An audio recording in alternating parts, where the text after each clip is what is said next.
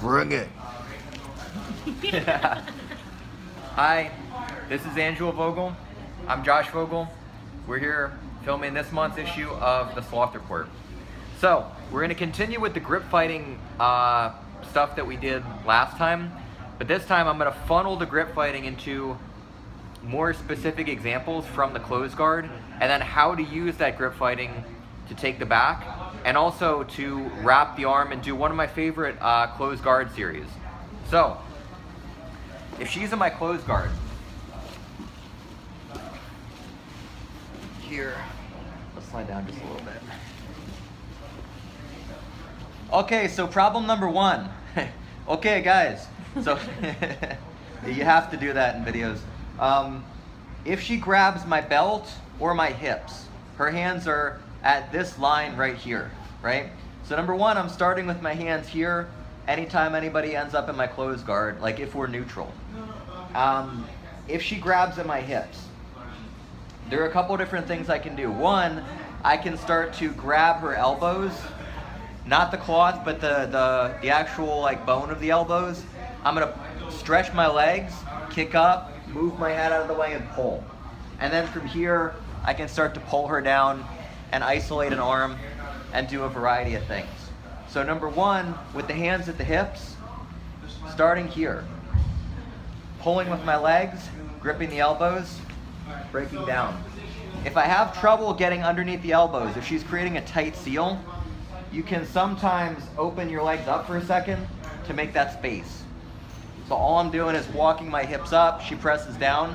If I need to, I can open my legs to make that space. Now I have a grip on the elbow. And then from here I'm pulling and I'm opening her elbows out to the sides, like butterfly wings. So if we turn a little bit, here and here, I want to open the elbows out to the sides, and I'm moving my head out of the way so that she does not headbutt me in the face. And then I'm gonna wrap behind the head, angle my hips out, and then start my game from here. And I'll explain what that game is in the next couple videos. If we're square again here.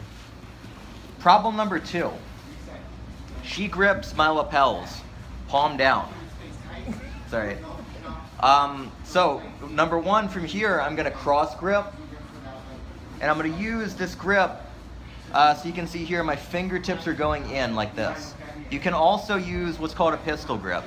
So gripping like this or like this. For this particular one, the first grip, like mittens grip, like the mittens go over your fingers, mittens grip is better for this one because you're gonna be pulling upwards at an angle like this. If her elbow is straight, it's easy to get underneath. So let's turn around this way. All the way over. Okay, so her arm is straight. The reason her arm is straight is because if I pull with my leg, she can post like a kickstand. So I'm cross gripping with my elbow up, going underneath, getting as close to her fingers as possible. So I'm sliding up like this, and then grabbing my own forearm.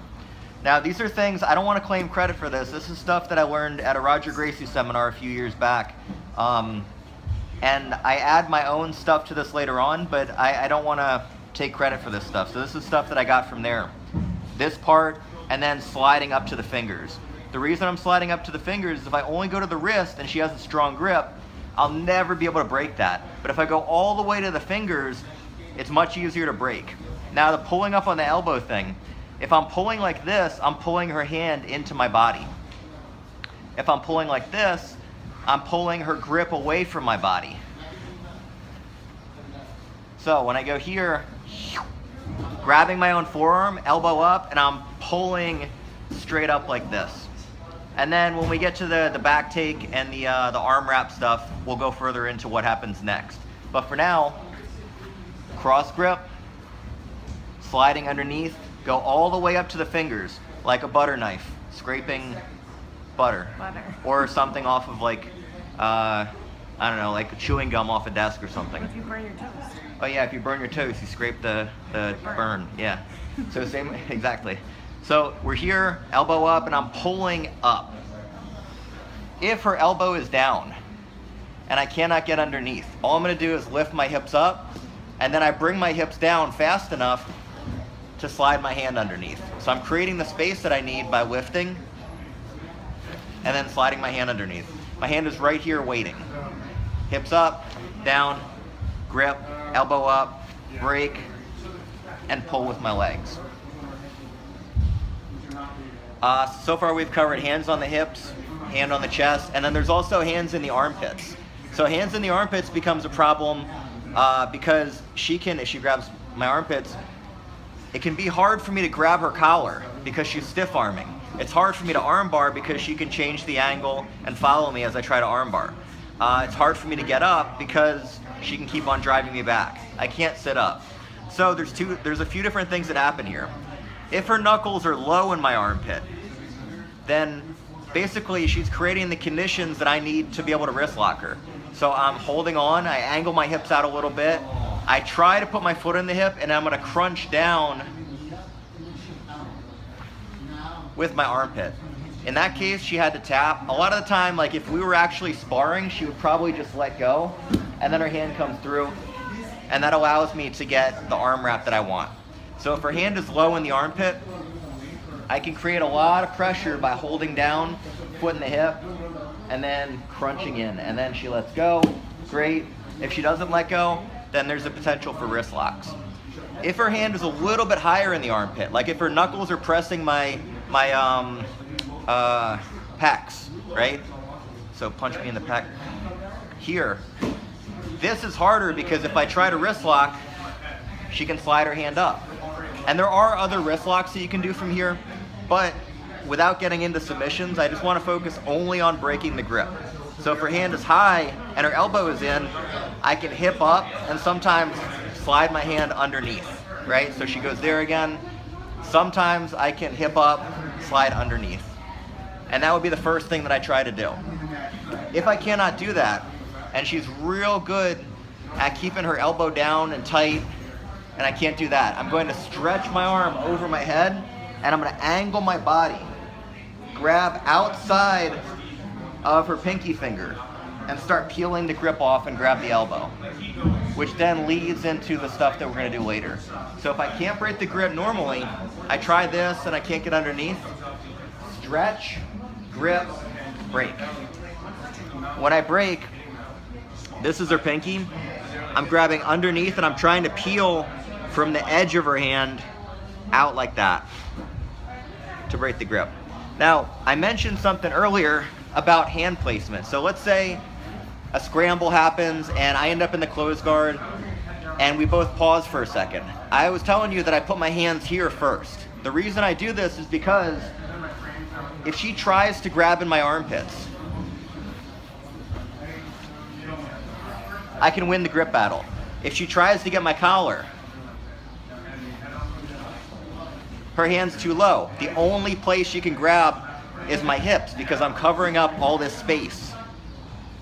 When she grabs my hips, that's the easiest one to deal with by pulling the elbows out, breaking the posture, and then pulling her head down. If she grabs the lapel or the armpits, these are both a lot harder to deal with, especially if I try to do this and then do your move. She turns her palm upside down. Now I can't do that arm drag. I have to do something totally different. Sometimes I can get underneath and pop it out to the side or something else like that, but it gets to be a pain in the butt. So if I had to choose a place for her to put her hands, I would rather her hands be on my hips, because at least if her hands are on my hips, I can go for the collar, or I can grab the elbows and start to try to pull her down, or I can walk my shoulders up and off balance. So I start off here, and this blocks off a lot of those other options. So three grip breaks. Now the last thing I wanted to focus on is one counter grip break. So as you noticed, a lot of what we're focusing on today is getting control of this arm and trying to pull this across, right? So I'm just dominating one hand. I'm trying to either get it across or trying to get it under my armpit. And those are the things that we're going to work on later on in the videos. But another way that you can get that by counter gripping is getting a cross collar grip, and then if she does nothing, I'm going to try to X choke her. if she does what she's supposed to do and break that grip, here, I'm re-gripping on her sleeve, and now I have the grip that I want. So when I do the sparring, so if you go, that's it. So I get my 1, 2, she breaks, my hand circles as she breaks to grip a pistol grip here. You can also, if the gi is real small and you can't grip, she breaks, you can also turn it into a re-grip on the wrist. But it's easier to get that pistol grip. And then that leads into the stuff that we're doing later on. So, hands on the hips, hands on the collar, hands in the armpits, and then counter gripping. Here, she breaks, I go like this. And bust that out. Give that a shot, and then give me feedback and let me know how that's working for you guys.